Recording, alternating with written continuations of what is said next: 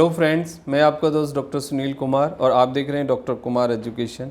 यदि आपको लगातार आपका वज़न कम होता है, खाना नहीं पचता है अच्छे से, कॉन्स्टिपेशन रहता है और आप लगातार एक प्रॉब्लम फेस करते हैं कि आपकी हेल्थ नहीं इम्प्रूव होती है, तो फिर आपको आईबीएस हो सकता है। और आईबीएस में जो कॉन्स्टिपेशन वाले पेशेंट होते हैं, आईबीएस में दो कंडीशन होती हैं जनरली।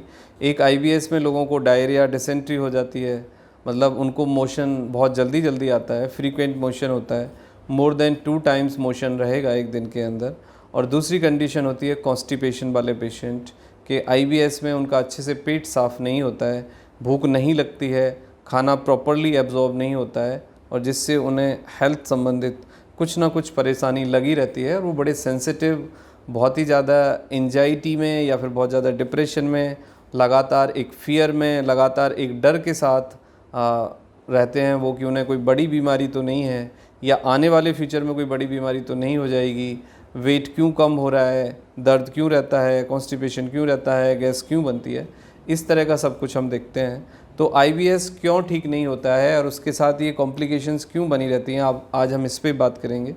तो आईबीएस के केस में जो सबसे बड़ी प्रॉब्लम है वो ये है कि पेशेंट कम्प्लीटली सेटल डाउन नहीं हो पाता है, ना तो मानसिक लेवल पे और ना ही मेटाबॉलिक यानी डाइजेस्टिव सिस्टम के लेवल पे, और वो समस्याएं लगातार बनी रहती हैं। तो यदि आपको कोई पर्टिकुलर फूड नहीं डाइजेस्ट होता है तो आप उस फूड को बंद कर सकते हैं, जिससे कि आपके डाइजेशन में और आपके पेट के साफ़ होने के लेवल पे आपको काफ़ी मदद मिलेगी।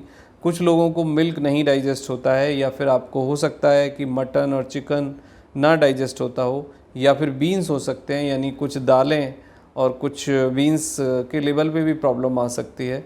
तो आप अपने सबसे पहले अपने डाइट के लेवल पे ये मेक श्योर करें कि कौन सा फूड है जो आपको ट्रिगर करता है, फूड लेने के बाद आपको प्रॉब्लम होती है, इंडाइजेशन आता है या कॉन्स्टिपेशन आता है, या फूड इंटॉलरेंस का केस बनता है कि आपको हैवीनेस लगती है और दर्द होता है। यदि ऐसा कुछ है तो वो आप फूड बंद कर सकते हैं। इवन कुछ केसेस में एग से प्रॉब्लम होती है, कुछ केसेस में मिल्क से प्रॉब्लम होती है, कुछ केसेस में बीन्स और दाल से प्रॉब्लम होती है, कुछ केसेस में मटन चिकन से प्रॉब्लम होती है। तो आप अपने लेवल पे ये देख सकते हैं कि आपको किस फूड से प्रॉब्लम है, इमीडिएटली आप उस फूड को अवॉइड करें। तो that is a better management about IBS.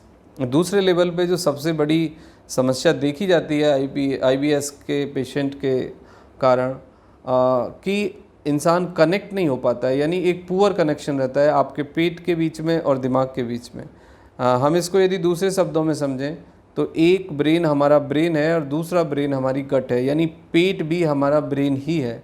यानी दो सिस्टम हैं जो एक दूसरे को कोऑर्डिनेट करते हैं, एक दूसरे को मैसेज पास करते हैं, एक दूसरे के साथ कोऑर्डिनेशन से चीज़ों को डील करते हैं। तो उनका एक पुअर कनेक्शन डेवलप होता है, यानी ब्रेन के और पेट के बीच में, गट के बीच में एक बहुत पुअर कनेक्शन डेवलप हो जाता है। दूसरे लेवल पे कॉन्स्टिपेशन क्यों होता है, उसके पीछे बेसिक कारण है कि इंसान का जो डाइजेस्टिव सिस्टम है, जो इंटेस्टाइन है, वो सेंसिटिव हो जाती है और कुछ पर्टिकुलर फूड को डाइजेस्ट करने में उसको तकलीफ़ होती है, यानी डाइजेशन प्रॉपर्ली नहीं होता, जिससे कि स्टूल हार्ड हो जाता है और वो जो इंटेस्टाइन के लेवल पे फिर आपको कॉन्स्टिपेशन देखने के लिए मिलता है। और जो आपकी जीआई मोटिलिटी है, यानी जो पेट की और आंतों की काम करने की स्पीड है, वो काफ़ी कम हो जाती है, जिससे कि कई बार 2 दिन में और 3 दिन में आपको एक बार स्टूल पास होता है, या कई बार 2-3 दिन तक भी स्टूल पास नहीं होता।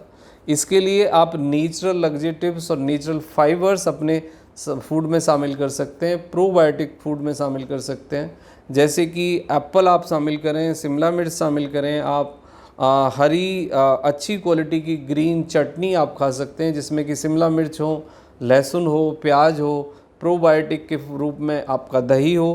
तो एक चटनी एक better laxative, digestive and better purgatives का काम कर सकती है आईबीएस के पेशेंट को।